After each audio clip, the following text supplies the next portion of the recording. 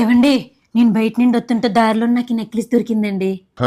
అవునా, సరే దాసుకో. ఎక్కడ దీన్ని తీసుకెళ్లి అమ్ముకొని డబ్బులు ఖర్చు పెట్టేస్తారని భయపడిపోయానండి. వసే అది పిచ్చిదే, దాన్ని నమ్మి తుప్పు కూడా రాదే. పిచ్చిదే అయితే మీరే వేసుకోండి. పిచ్చిదంటే నిజంగా ఈ పిచ్చిదే అనుకోవాలి. ఇది ఒరిజినల్ అని తనకు తెలియదు. ఇప్పుడు నేను అబ్బుకులు పండగ చేసుకుంటా. నీ వరుడుకు అగ్గిదలుగా వర్రకే నువ్వు వరుడుకు నా చెవులో ఇల్లు కట్టుకున్నట్టు అయితాంది.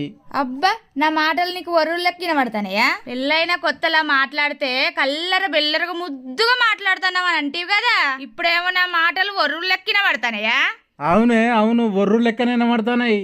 సరే సరే, అయిన దానికి రేపటి నుంచి నా మాటలు నీకు వినబడై తీయి. ఎందుకు రేపంచలు ఎడ్డిదానివి అయితానవా?